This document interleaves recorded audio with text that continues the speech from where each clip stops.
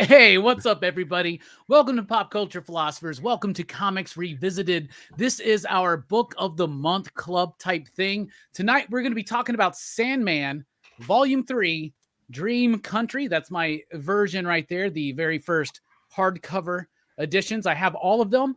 I lost my Volume 1 to a relationship about 20 years ago. And I looked on eBay today because I was like, you know what? Might as well just actually finish the collection. Volume 1 of this is going for $100. So kind of pisses me off. Anyway, no, I didn't. Anyway, we're talking about Sandman Dream Country tonight.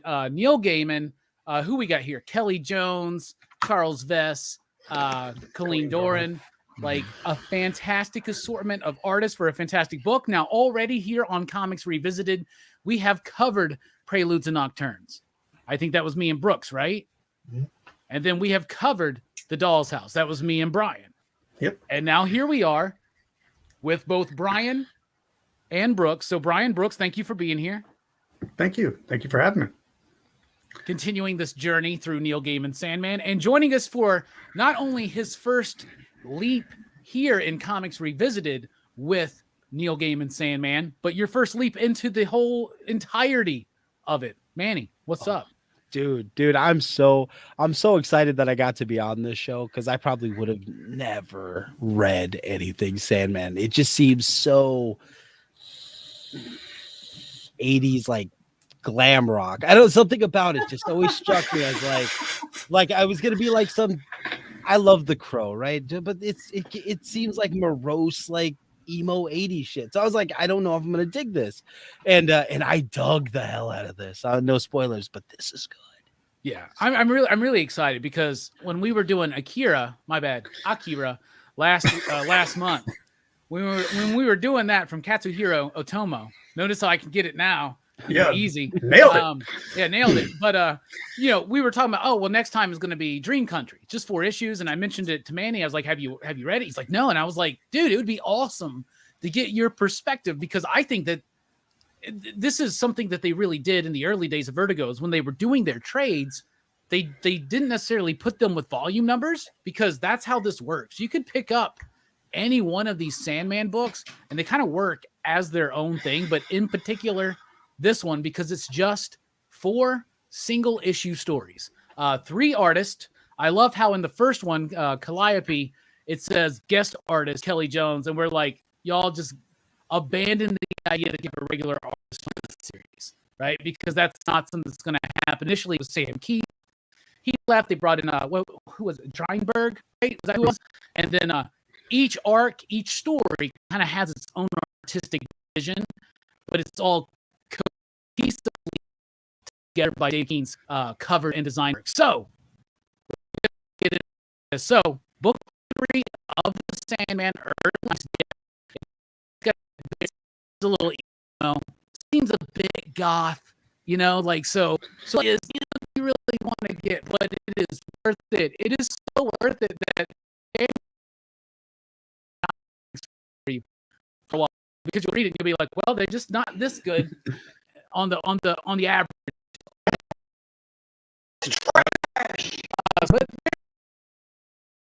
it's different tone. So that's what this is. Dream Country, 4 single issue stories.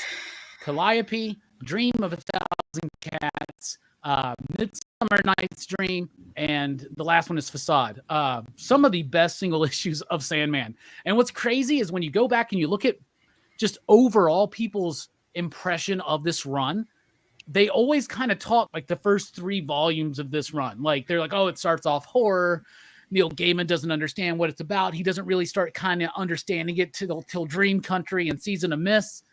I don't care. I love that evolution. It's a story about stories. We'll touch on all of that. But right now, and I'm going to start with you, Manny, because you had never read a single Neil Gaiman Sandman, super emo, 80s glam goth book ever.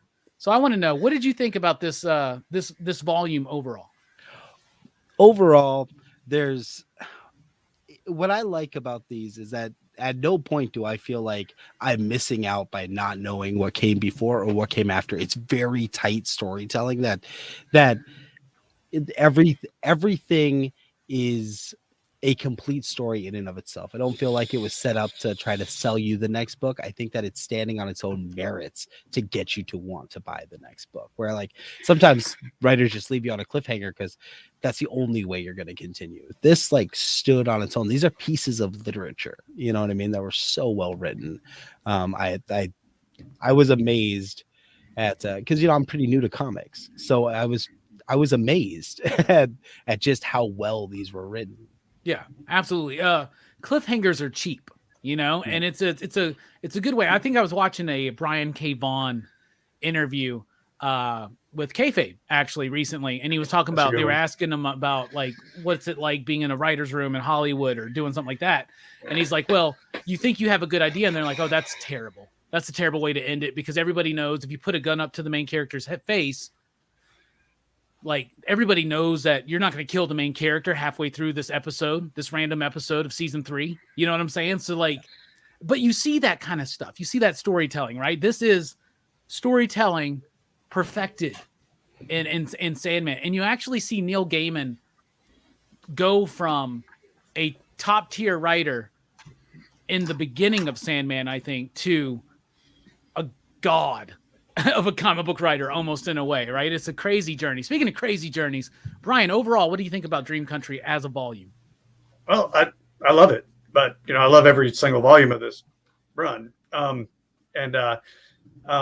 you mentioned that, Neil Gaiman going from good writer to superstar, I was at the Heroes Con in 97 or 98, and he was the big guest, and I actually saw him walking around the streets outside, and like the crowd around him just walking around the streets was insane. Like, I mean, the dude was straight up a rock star. It's because anybody that's read the Sandman has seen Morpheus, so they know what Neil Gaiman looks like. That's right. So can't get stars for eyes. Yeah. He does. So he's literally starstruck. And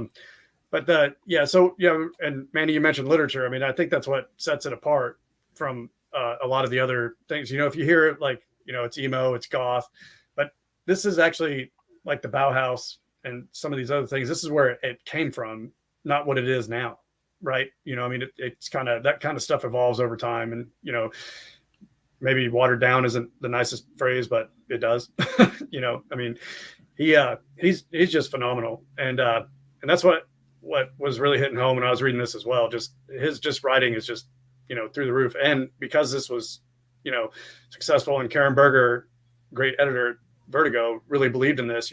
This had the best artists at the time too. Charles Vess, highly sought after artist at that time. Colleen Doran. It's just these are one of the reasons why comics are so cool. The way they created this. A lot of comic book fans in the 90s know Kelley Jones as a Batman artist. That's like a total, like, first of all, it's cool that we live in a world where Kelley Jones was a regular ongoing Batman artist. I think that's dope as fuck. I love some of that stuff. And especially his interpretation of Azrael's Batman costume was really cool. But this is more in his vein. Like his pieces in this book, like Calliope and Dream of a Thousand Cats, really cool stuff. Also tied all together by, until I learned the names, Richard Starkings, Tom Orzechowski, and recently Hassan Osman Hal, Aditya Bidikar, Clayton Cowles. Todd Klein was the only letterer that I knew, the only letterer of import for a long time, because not just bringing in different fonts and word balloons, but doing it back in those days, in the pre-digital days, and even digital lettering by Todd Klein still feels distinctly Todd Klein. And he also changed the way. In fact, most Vertigo books look like they were lettered by Todd Klein, even if they aren't.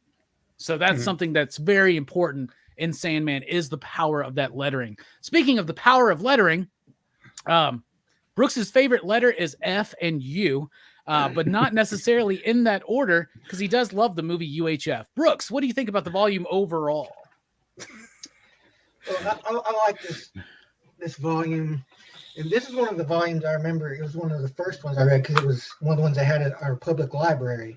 They had this one, and they had Doll's House in hardcover at the library. And I remember, like, when I first read the Sandman, these were like the adults comics, like it's time to put on your big boy reading glasses, if you want to read this. And it's like, it's such an interesting story because, like, the Sandman is a story about stories, and this is kind of the beginning of where they're showing that, because it's like it's just 4 stories, nothing in particular holding them together, and the main character is barely in any of them. He's not even in the last one at all. Like, it kind of sets the pace for this being like kind of like a story woven out of other stories in a way, like the characters. We're just popping in here and you get a little bit of this storyline and a little bit of that.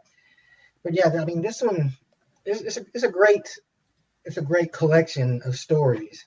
Yeah. It also works within the larger narrative of the Sandman series too. Yeah. But it can be, it's easily separated from them too. You could like hand this to somebody and be like if you like this, you'll like the Sandman. Yeah, absolutely. Big Herm says, I went to read Sandman and realized it wasn't the Marvel one. That's funny because Marvel's got that one Sandman dude that we all know. And DC's got like 8 of them. So like, yeah, that's who's make appearances. Yeah. Oh, they do. Like, that's cool. That's something that's really cool is all these different versions of Sandman, not necessarily the character of Morpheus or Dream, but all the different Sandmans do make an appearance, Manny, in the overall whole like 75 plus issues because there's that special. So I guess you can count that, right? But anyway, we're going to dive now into each individual issue. This is issue 17, 18, 19, and 20 of Neil Gaiman's Sandman. We're going to start with issue 17, Calliope, mentioned as one of the best single issue self-contained stories in Sandman by a lot of people, by artist Kelley Jones. Love the art in here. If you like his stuff, you're going to love this. It's Bernie Wrightson influenced. It's a great book. It's about one very successful playwright and writer who has basically kidnapped through magical means, has kidnapped one of the muses, Calliope, and has kept her in his house and has used her and instead of using her for inspiration is literally using her like holding her captive and has built this whole career. At the end of his career, even though he's promised her freedom, he sells her to another writer who then has this whole journey of success. And then, of course, Calliope's prayers go eventually answered by Morpheus, the newly freed Morpheus. I love this book. I think it's amazing. We will obviously probably be talking about the Audible audio drama. If you've never listened to that, you have to. It is worth getting Audible alone just to get the audio drama. They meticulously go into it. So all 7, 8, 12 hours, however long it is of Act 1 or whatever you want to call it, it is these first 3 volumes, right? So you get this story in there and it has incredible impact, not only as an audio drama, but as a comic book. The way that they're using this muse and the way that that's kind of telling a thematic story about abuse is telling a story about self-importance and people that maybe are too focused in on what they're getting out of some other people instead of trying to give back. I want to know overall, what do you think about Calliope, Brian? Yeah, I'm going to say this about every issue. Absolutely loved it. And speaking of the Audible thing, if you need to be sold on the Audible, just look at the cast. And that'll probably do it for you. I mean, James McAvoy is Sandman. Neil Gaiman is the narrator. And I actually did that this time. When I read through it, I actually listened to the Audible as I was reading through it. And it's interesting because Neil Gaiman is actually he's not meticulously describing all the panels, but he's using details from the panels to describe the scenes. And his voice is incredibly smooth. Man, it's it's so cool. So it was a good experience to read it that way. And each issue takes 30, can be 25 to 35 minutes on this thing. So it's pretty much word for word, and fully acted and everything. I mean, the marriage between the art and the, dialogue and all this was just perfect. You mentioned abuse. It's I was thinking of it along the same lines, but just they really treated her as an object. This once proud, what are the muses? Yeah, one of the muses. Was captured and then raped. In addition to stealing, taking this inspiration and what I like about that comparison is that is actual rape. It's not something that Neil Gaiman is like throwing in there to be seedy or to try to like be edgy or make you feel like even worse for her. He's actually like equating the idea of what they're doing by wrenching inspiration out of her instead of free, because it's freely given, the muses. Like if you look into the lore and things like that, like it's freely given, but the way that they're just taking it, like that's an equalization. They're like he's equating that very specifically, and I love that. Yeah, and the art for that stuff is very effective too, right? It's not like, it's not tittillating. I mean, it's like brutal and horrible, and so like, it's a powerful book, and you can say this about all of them, but these are what 22. 26-page books. It always blows my mind when I read these how much is in these. Yeah. Oh, like and because you're reading it, you know how like you'll read a book today that may seem like it's a little denser and it feels like it's a chore to get through. Neil Gaiman scripts don't feel like that. In fact, you feel like you get this sense at first when you're reading one of these stories, especially in Dream Country. Okay, I know that this is going to be a little bit more of an investment than a typical comic, but I am down for that. And then you go, wait, it's already over? No, I want more. That's genius, man. Yeah. It's genius on a level of script crafting. And the version I have, I don't know if this is still printed in their paperbacks, but this has the script for Calliope with notes by Kelley Jones and Gaiman in there, and super cool to actually read his script. I love the beginnings of scripts because they're just ridiculous, because he's actually literally just talking to the people. There's this moment in there where he's like, here's a part, like you can do it if you want, or it could just be all Todd, because all we need to see is this like pamphlet or something. And there's a note from Kelley Jones like, my penmanship sucks. Todd can do this. That's I great. love it. And he's like, that's one panel I don't have to fucking draw today. Hell yeah. He still gets paid for it though. Manny, what about you? What did you think about Calliope? Well, the art in and of itself is everything that I like. If you watch my channel, I love large areas of black. I like dynamic line work. I mean, it's striking. It's super striking. It's a little bit misleading because sometimes you see McKeon stuff and it's like Photoshop and lots of like just etherealness. This is very graphic. You know what I mean? The style of the artwork anyway. So I really enjoyed it. I thought maybe I thought the pretentiousness of it might be correct when I first had to sit there and sound out a word. I generally don't have to do that in comic books. So I was like, what the hell is a trichinobenozor? You know what I mean? I'm sitting there. I'm like, oh shit, what did I get into? But once I got past that, I was like, wow, this is really, really good. It's got an eeriness about it, like a creepiness about it. That's to compare it to what I read normally, it's got that ice cream man, silver coin eeriness to it, right? The horror, the idea of being Calliope and going through that and what these guys do to her. I mean, it's just like it's gross, right? And because it's so gross, and not in like a shocking Ed Piscor going to make it gross way. This is just gross because you know it's wrong and it hurts your soul to see what the hell they're doing to this muse. Like it's bad. And like, so the whole the entire journey is just, it's worth it. You think about the way that people create and the way that people craft things, and you look at there used to be a time when you could be inspired and you would create, and because of these guys' rampant desire to attain notoriety for themselves, they're just gonna rape the shit out of creation. It's like how every idea, every property gets mined to fucking death. Right? Yeah, bro, that's another level, man. Like right there, absolutely. right? It totally is. Yeah. It's like, oh my gosh, so it's like it was just the whole book oozes that. feeling of I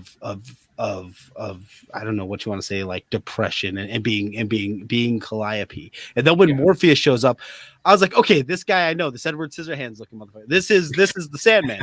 So I thought, okay, now we're gonna get into like some superhero stuff. But no, it just continues. It instead of going into, and not that Morpheus doesn't interact with the story, because he definitely does, but it's still just like a touch and a go, right? And you, because even if you took Morpheus out of that situation, this guy could have just raped creativity until the point where it broke him, and he would have been going through that same Psycho number 23 shit, right? Yeah. But Morpheus is injected into the story. You get that, and then there's something so cathartic about the ending. I know I'm rambling, but the ending and like the way that there's forgiveness there. Yeah. And the idea of being able to move forward, as you know, creatively after the fact. I don't know, just something so genius about it. And I freaking love it. I love it. And one of the benefits, if you had read the stuff that came before, is first of all, you realize that Morpheus has had relationships with people in the past and is very much unforgiving. Okay. So that's something that we learn just literally like right before this story. I think everything is scared of him. Yeah, like everybody's like super powerful beings. It's like he's got this kind of legendary cruel streak to him.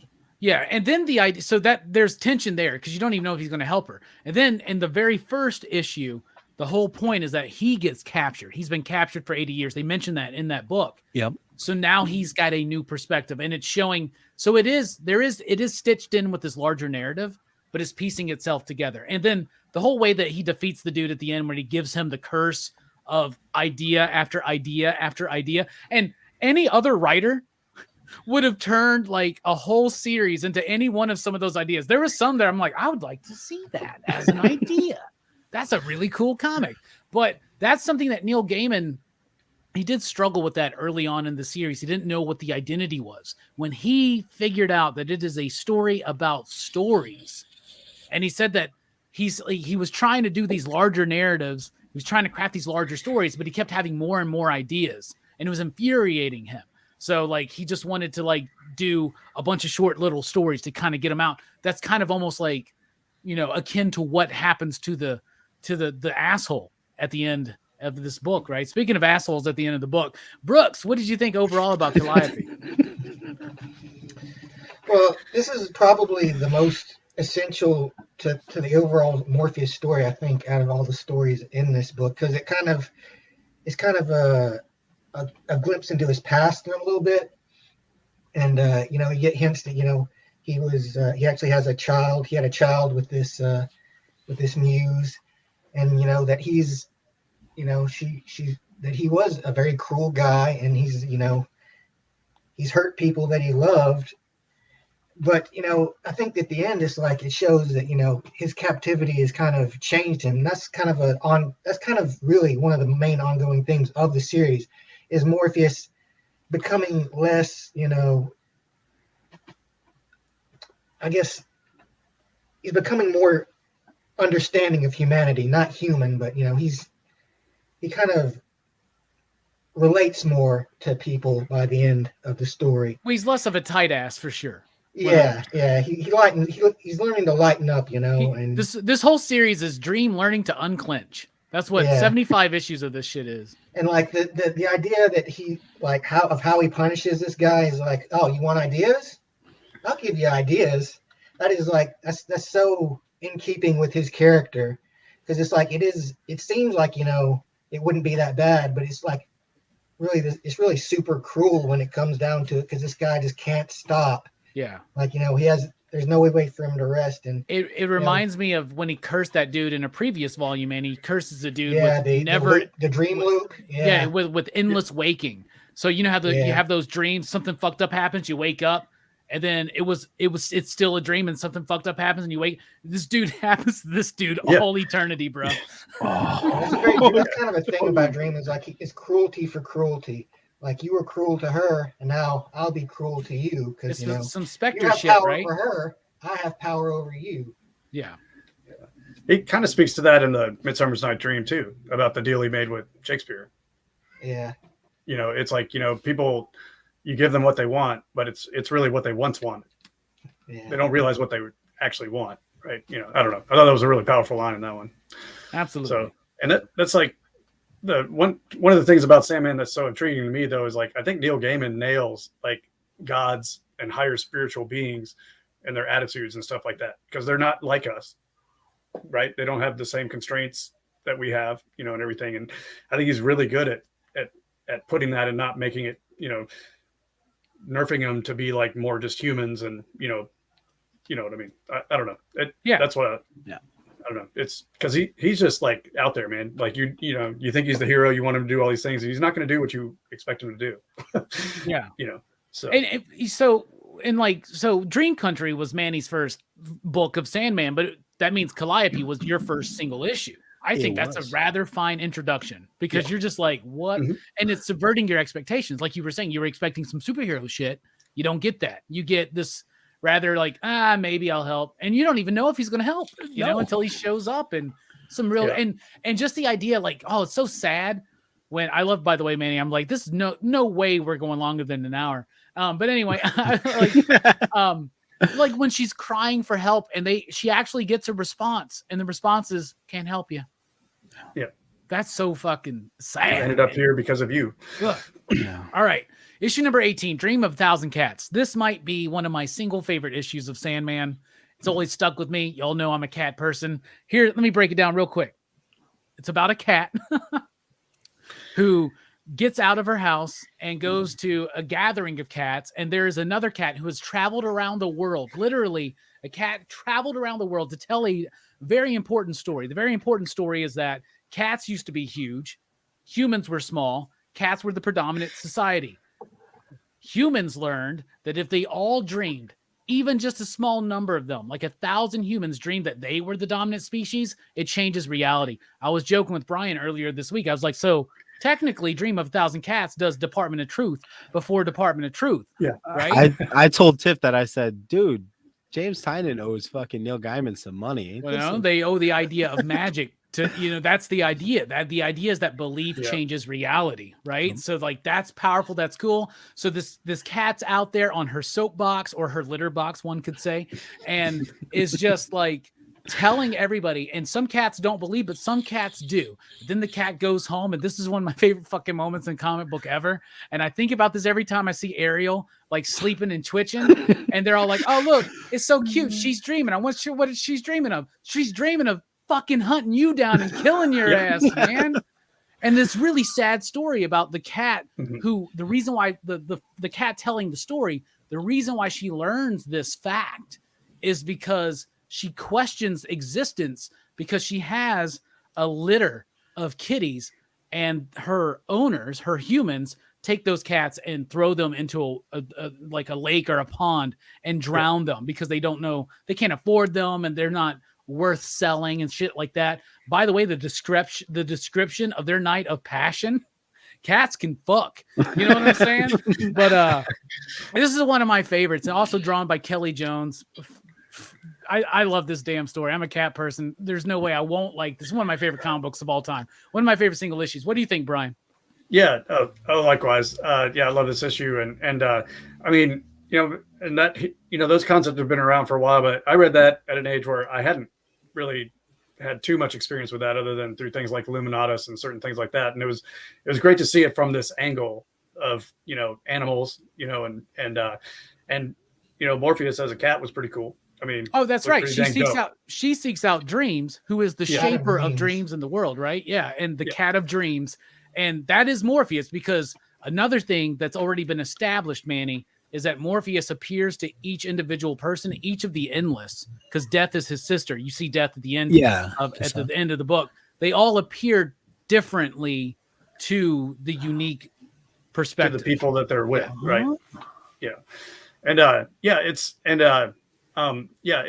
that, and it's heartbreaking, right? When they describe like the way that she lost her kittens and stuff like that, and because that part always sticks with me. Like if I haven't read this book in a couple of years, I'll remember those aspects. I'll remember that aspect of it. And it is just a really cool concept that that they can change reality by dreaming it, as if it was started off different, because like the way he explained it to her, was like, she was like, so it just switched, and it was like, no, they dreamed it so that it was always like that, and it's like, that's really cool, and it also speaks to the power of story, and I think that, that's like you were saying, Robbie, that's one of the driving forces of this whole comic book is stories about stories. Yeah, and I mean that speaking to, because the reality is a story, everybody's reality is really kind of a narrative, and everything like that. I don't know. It's just, yeah. And like each one's even deep. Yeah, and even a cat's story, even a cat's dreams are valid, just as valid as yours, right? Yep, they matter. Love it. Speaking of mattering, what about you, mattering Manny? What did you think about this issue?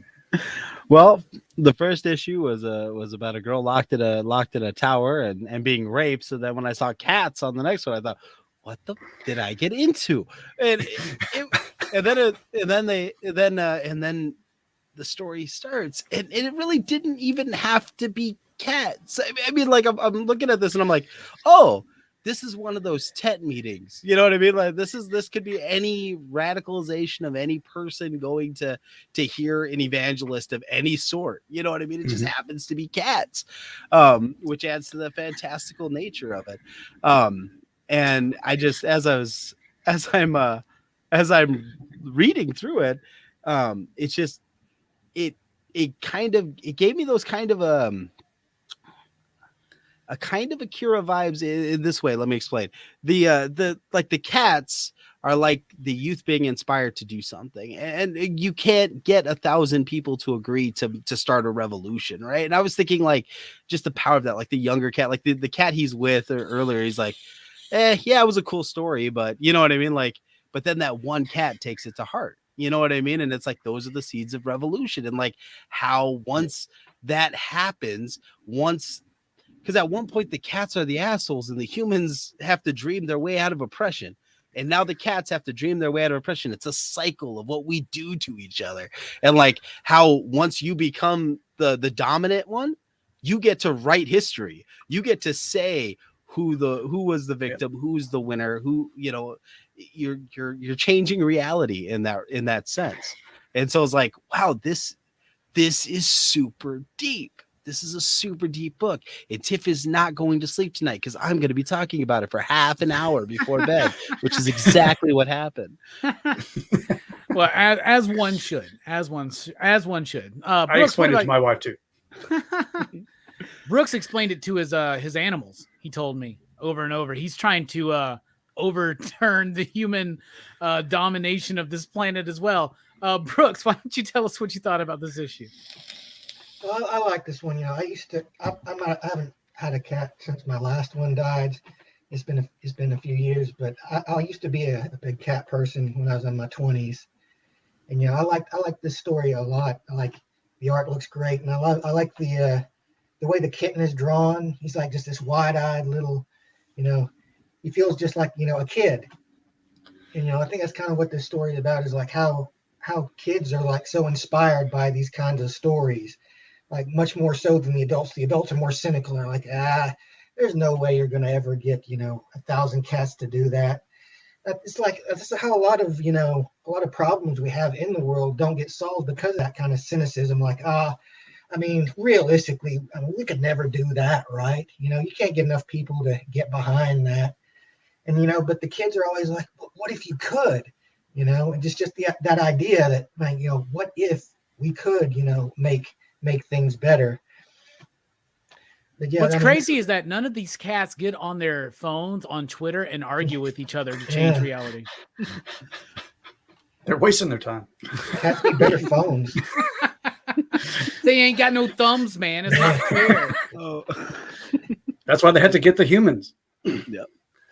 They have to turn it around so they can get the humans to use the phones. The humans are just walking around with cell phones. What do you want to look up now? That sounds like my house. The tiniest humans are running around with their phones and tablets all day.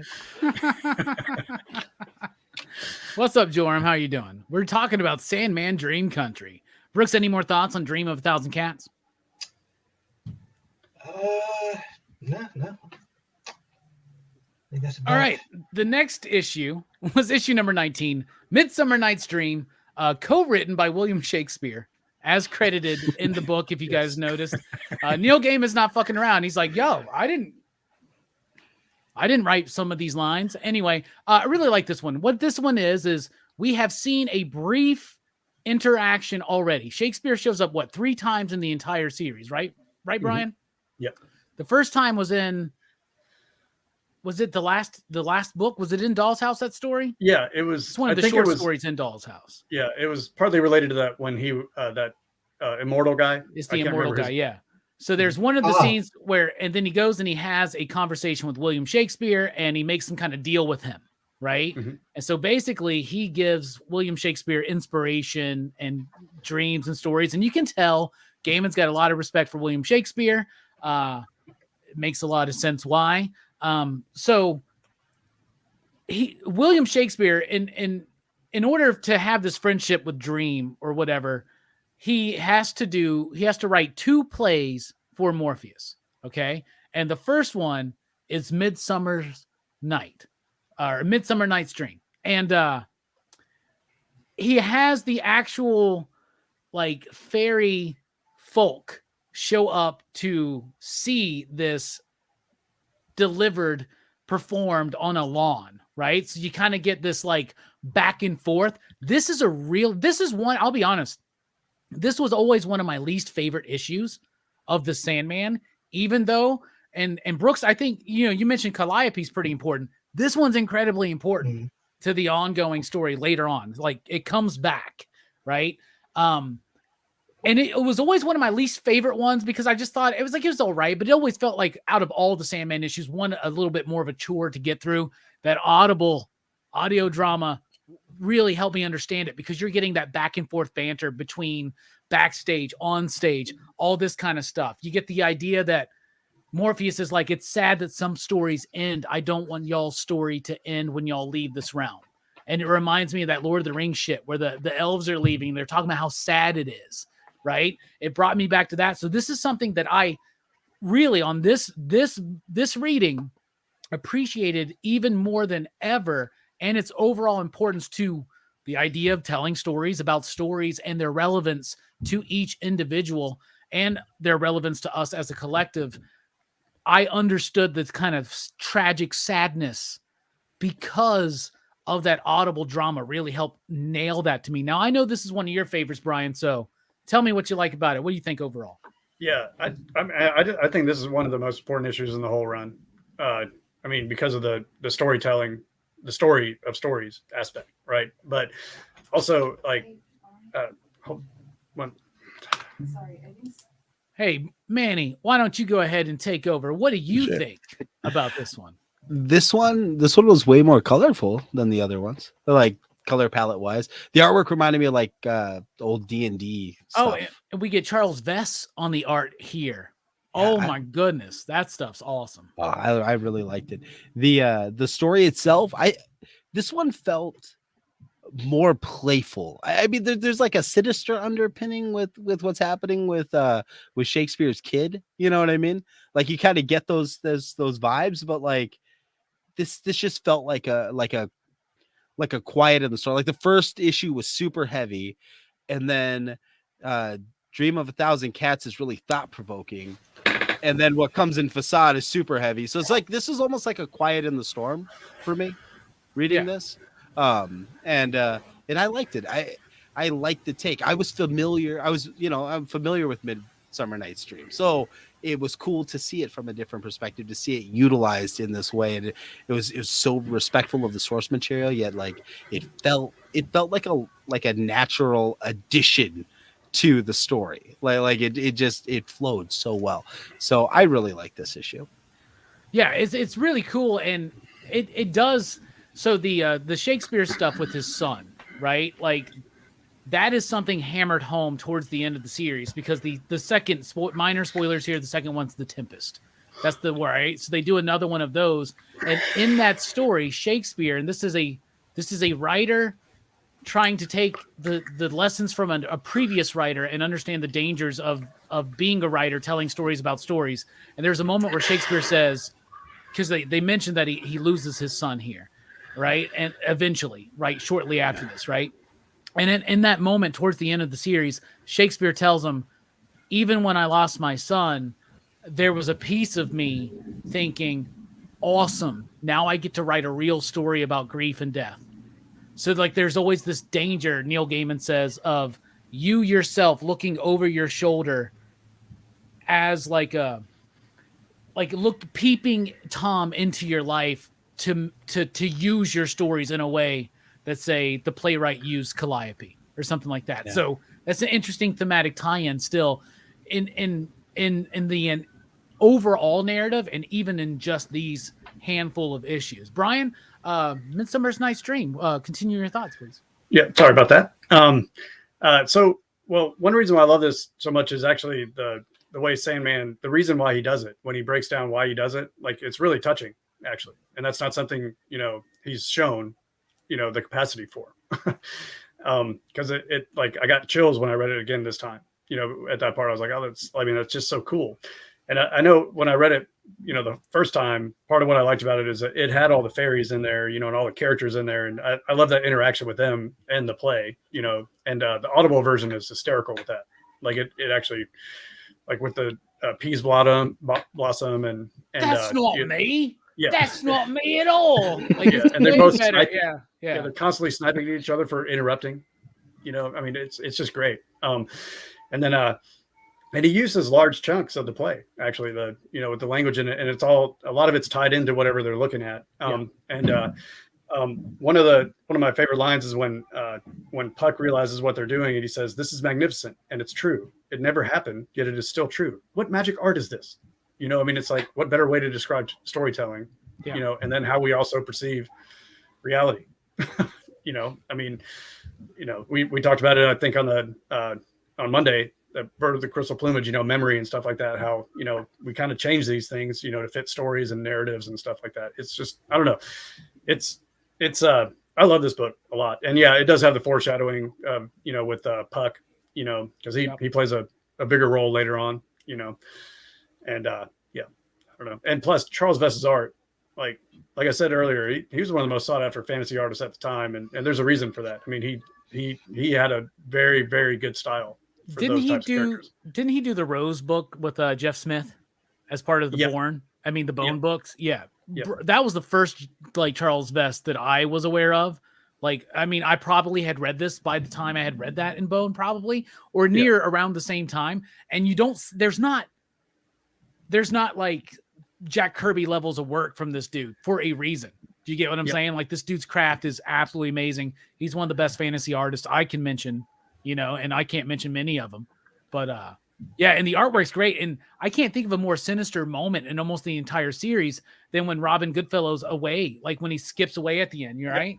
And he's like going into the darkness. It goes to black. He's definitely not going to cause any trouble. Yeah, they're not going to bring that back. What's up? Damien's in the house. Sleepy Reader 666. Yeah. Hell yeah. Also, lots of great people in here. I also want to bring up that long man. Yeah. That carved into the hillside. That's such an awesome touch. That they had this like hill, and then with the outline of a man, and then he moves and he opens the door, at Morpheus's command. I mean, that's such a dope scene. Yeah. I mean, too cool. Hell yeah. Speaking of too cool and dope, Brooks is dope. Why don't you tell us what you think about Midsummer Night's Dream? Not the Shakespeare play, but the Neil Gaiman Sandman story, Sandman story. I like it. It's good. It's just yet another facet of Morpheus, because you don't really see him actually caring much about anything outside of his responsibilities, but seeing that he cared enough about the fairy folk to have gone through the trouble to have gotten this thing made for them shows that he does care about things and people, and you could see it makes sense that these kind of wild magical beings would be ones that he would particularly enjoy. And that's kind of that's what he says, is he's paying them back for the amusement that they've given him.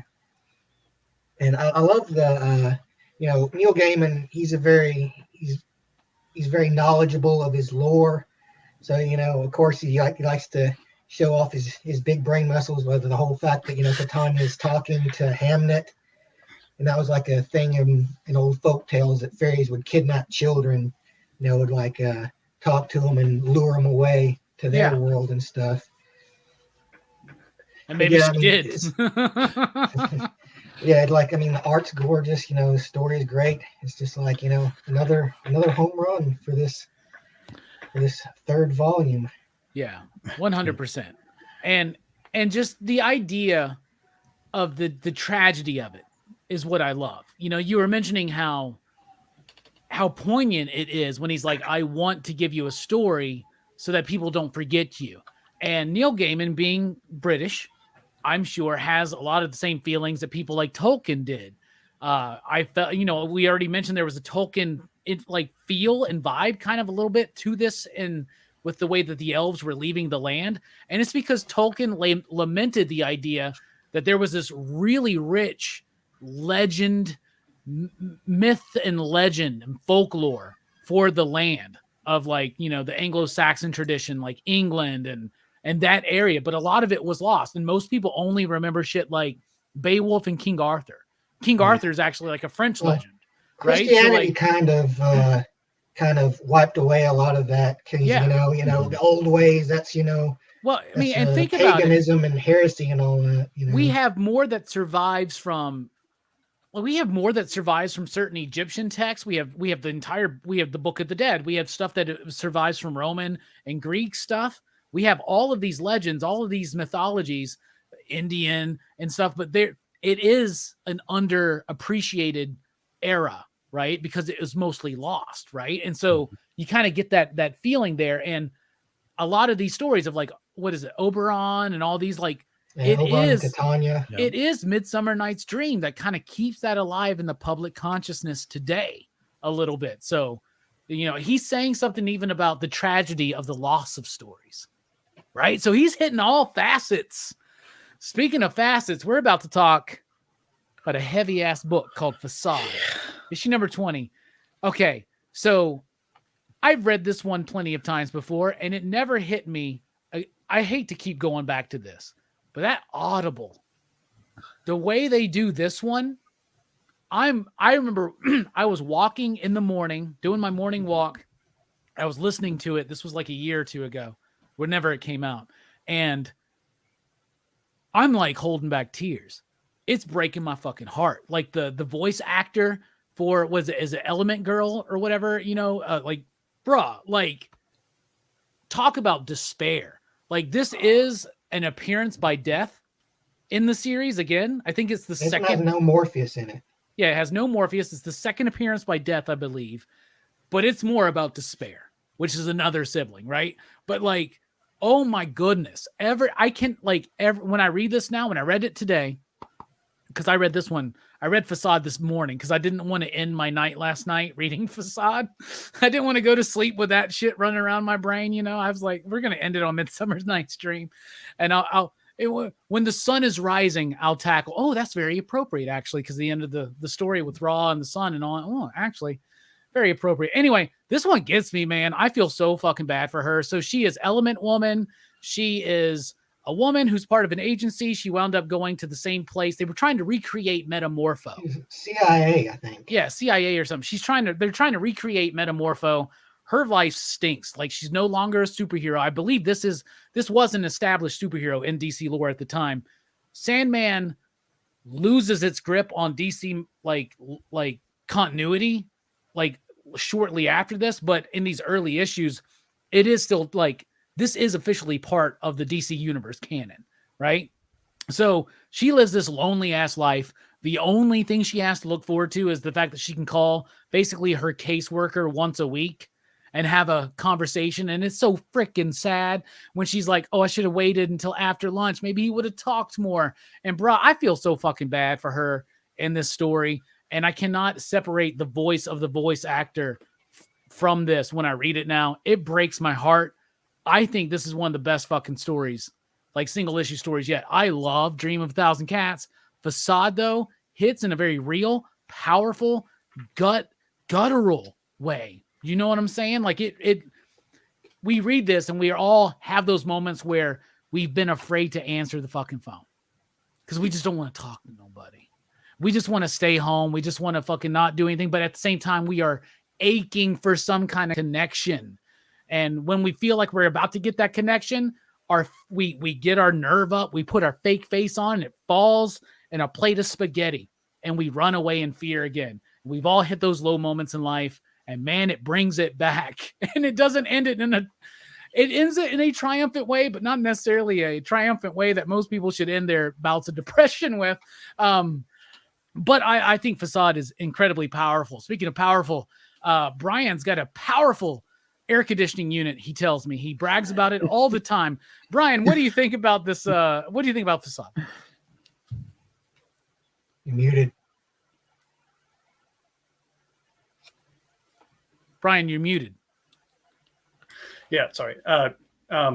It's interesting you mentioned that you do Midsummer's Night Dream and then wait for Facade, but like in the Audible, they actually switched those chapters, and I think they did that because they probably didn't want to end Act 1 on this book. That makes a lot of sense. It makes a lot of sense because the Midsummer's Night Dream is it's more, it's not as heavy, and you can tell things are going this direction, right? From that. But yeah, Heartbreaking is probably I don't know. When I first read this, I thought it was depressing and everything like that. But at that point, I hadn't experienced what real loneliness was, and I have. Neil Gaiman nails that. Because we are social creatures by nature, and some people tend to be introverted. There's this spectrum on that, everything like that, and it's one thing to kind of get your energy drained from hanging out with people, but even introverts need to want to hang out with people. It's just, they have to put more energy into it. And so they get tired, extroverts kind of feed off of it. Right. I mean, that's kind of one of the, definitions. And so I thought, the older I get, the more this story hits. And, also, being around people that go through similar situations, and I mean, you're alone and you're just inside your head. So you're just running with all these thoughts. Like when she was second guessing when she should have called, it would have been the same result. The conversation would have just been as awkward, and it would have been as unfulfilling as it didn't matter when, and then I thought, when she met her old coworker and she was, complaining about the freaks, I was kind of like, ugh, and she, part of what, that's why she's kind of excluded from society, is because she's one of those, it's just like, that was pretty heartbreaking there. Yeah, but her friend's not a hateful person. Those people just make her skin crawl. Yeah. Right. Yeah. I just hate people with disabilities. That's all. Yeah. I'm not a bad person. That was good. That was great wordplay, right? On the skin crawl thing. And Colleen Doran's art in this is, I think it's probably the best I've seen from her. I like her work. Don't get me wrong, but this, like, the expressions on her face through all these, and there's like a couple pages where there's no dialogue, where you're just watching her expression change, and it's just like, it's beautiful.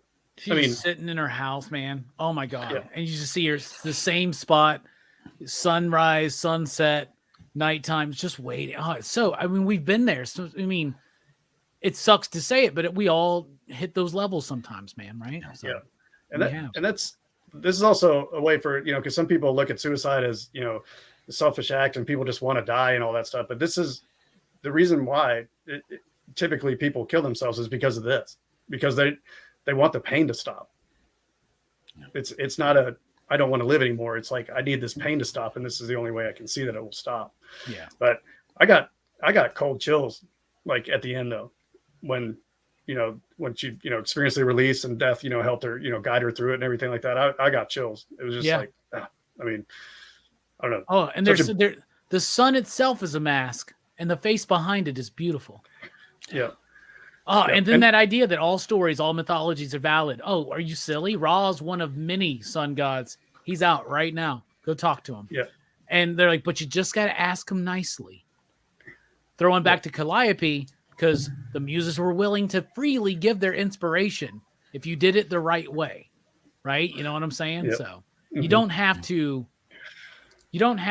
try to force ideas and story in your life into a narrative, because it already is, in a way, if that makes sense. Yeah, definitely. What about you, Manny? What did you think about Facade? And yeah, very depressing ending. And you're right, Brian. That is probably why they switched that in the Audible drama there. This was my favorite of the 4 books that we read. Like far and away, this one hit me hard. Again, it's relatable. It's this person who's got these fantastic powers, but scratch that shit. It's no different than, like I said, it didn't have to be cats in Dream of a Thousand Cats. She doesn't have to have powers for us to relate to what the hell's going on here, you know. Because there are times, I, as someone who suffers from borderline personality disorder, like there are times when like I have to remember to be Manny, right? So we might be out and about, and if I don't remember to be on, you might see that I'm just a blank slate. Like my personality isn't the same. You know what I mean? So like I could be eating spaghetti and my face could fall off in front of you, and I won't know what to do. So Every it's like, time it's I have so lunch with Manny, his face falls into his food. Absolutely, Brooks. So it's like, so those are the things like so it's one of the common complaints when I hang out with people here that my wife hears. It's like I don't know which Manuel I'm talking to at any given time, right? So like I related like hell to this book, you know what I mean? Like, and it just the characterization, the voice, everything about it. This was a study of the human condition put to page so brilliantly, so beautifully. And the artwork, especially that final scene when she's looking at the sun and like when she smiles, like it's perfect. The anatomy of the face isn't distorted. It's exactly the look of joy and rendered on that page.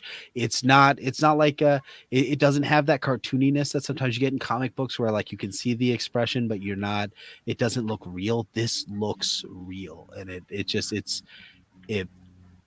the suicide is sad and it's depressing, but there's a joyfulness in her face at that moment that like is you can't help but see that and gravitate to it.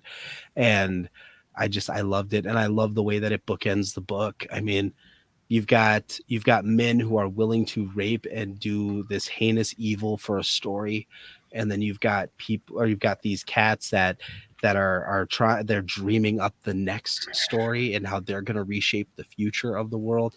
You've got the third act where we're worried about what happens when a story gets or the third book where we're worried about what happens when a story gets forgotten, and you're being so wrapped up in creativity that you don't even realize that your child is going to die in 9 days. You take it for granted. And then in this story, this is what happens when a story gets forgotten.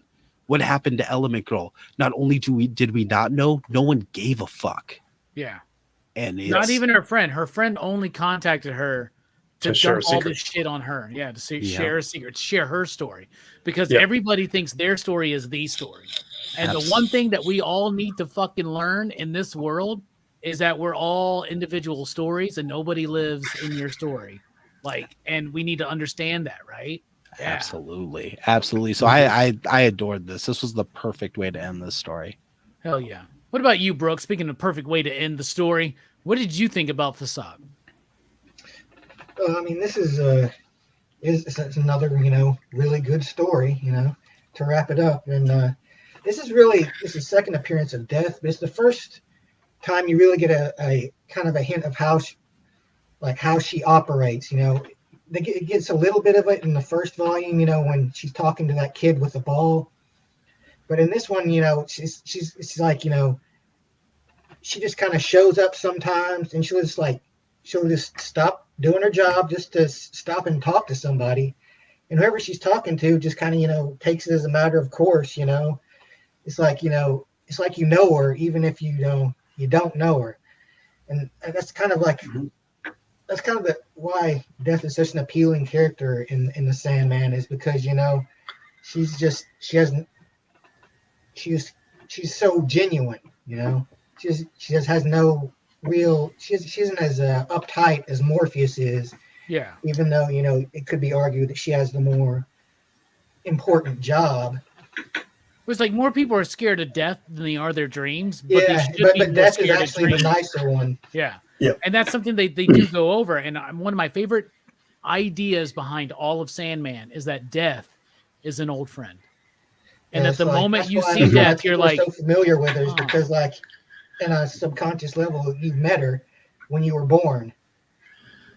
Yep. And like, I also like the, you know, this woman, she yearns to go back out into this world, and then she goes out into the world, and she gets hit with this realization that it really isn't as good maybe as she remembered. You know, her friend isn't as good of a person as she probably thought, and she wouldn't have realized that, you know, if she didn't have this, you know, curse on her. Like, she probably would have gone through life, you know, being best buddies with this lady, and, you know, probably being a little ableist herself. And, you know, I thought that's interesting that, you know, just how it's like the straw that broke the camel's back. You know, she goes out and she, you know, she gets this revelation of like what the world really is, and then, you know, it all falls apart, and she just doesn't want anything to do with it anymore. Yeah. Yeah, powerful stories about stories, right? We can talk about the legacy, we could talk about the thematic relevance, but honestly, we've done that a couple times already, and we're going to continue to revisit Sandman because we will be talking about book 4, Season of Mist, at some point coming up in the future, but Dream Country is what we're talking about now, and a lot of people think that book 4 is where it really gets going, but I would encourage anybody, if you haven't checked it out, you really, really need to check it out. Because like Damien said, all of Sandman is good, but the one and done issues really sing for me. Taylor says, Neil loves the tragic figure finding peace. Side note, there's zero chance of Netflix getting Sandman right. I don't know. I'm going to tell you something. Yeah, Netflix can make good shows. I'm going to tell you something. That the teaser they released was really good because it's like a teaser for issue 1. And I thought that was cool. They already got it right on the Audible. So even if they ruin it visually with the Netflix show, we have that Audible drama. And I still haven't checked out book or act 2. So I'm excited to get into that. So now we're going to get into the ratings.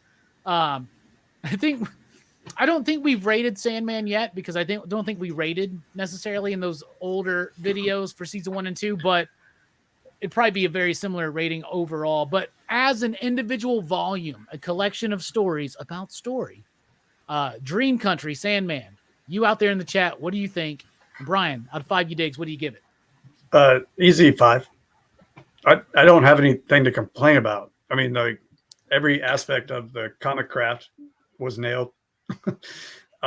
You know, nothing was slow. You know that.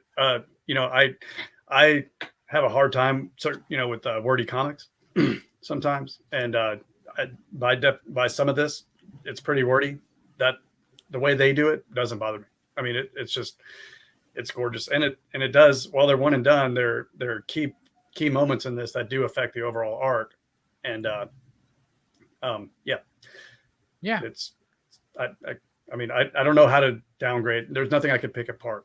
So yeah, I'm going to just go ahead and break it and be like, yeah, I'm right there with you. 5 you digs. I mean, what am I supposed to do? 4 stories that work together as one very impressive volume of a comic book graphic novel, and 4 stories that are incredibly different. Mm-hmm. Right? They're all 4 incredibly different stories. The art is great, and every single one of them is top notch. Manny, this is your first Sandman book ever. What do you rate it, and are you going to read more? Dude, this is a 5 out of 5 all day long. This hit me just as hard as any film, any novel, anything I've seen. This is perfect. It really is. And if I never read another Sandman book, I would be fulfilled by this. But I'm reading the hell out of some Sandman stuff. I went and bought a whole bunch of trade paperbacks. They're all coming. I got digital stuff to read. I'm excited, bro. Nice. I'm excited to see your journey through Sandman, my man. Yeah. 100%. Absolutely. 100%. Brooks, out of 5 you digs, what do you give Sandman Dream Country? I have a feeling I know where this is going. I give it a 3. It's all right. I'm kidding. Yeah. I give it a 5. I take back the last Give it a hour. 5. I think There's no Iron Eagle. honestly, I think every volume of Sandman would probably get a 5 for me. If, it's just that good. It's just that good. Just that good. So 5, 5, 5, and 5 for a PCP average of 5. Sometimes there is no 69, but it's okay. You can still 68 and owe me one.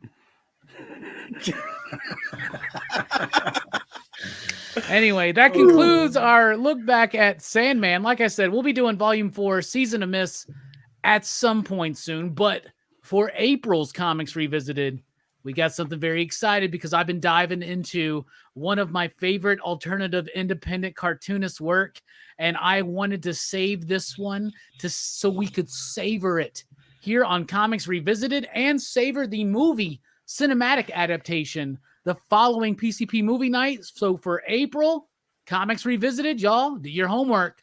We're talking about Ghost World by Daniel Clowes. So expect that mid-April. It's going to be the Friday night before the expo, which is like the 22nd, because we get a busy weekend, y'all, with Kevin Eastman. I'm very excited for it. Anyway, thank you all for checking out the show. Brian and Brooks, thank you guys. We appreciate you, man. I appreciate you. Yeah, you can catch their work here on PCP. You can also catch me on PCP, but also you got something about to be popping off. Why don't you tell us about it, man? I do. I've got a rap battle. So if you guys are fans of actual Dracula, who's a very talented YouTuber, but a terrible rapper, I'm gonna be kicking his ass over on DJ Lynx's channel. So go watch me make him cry. But it's gonna be good. It's gonna be good. There's a Flash by Night is gonna be rapping for the first time tonight. Tylox the Mighty, a lot of awesome community members. So really, really excited. And yeah, it's gonna be a lot of fun. Hell yeah, man. That's awesome, man. Brooks also super excited to see you. And Brooks has decided not to do any online rap battles because he doesn't want to embarrass people. Yes, it wouldn't be fair. Yeah, it wouldn't be fair. Speaking of fair, it wouldn't be fair without giving Brian one more thought. Brian, what you got to say for final thoughts? You get to take us out. Okay. Yeah. Now, I'd like 2 eggs over hard.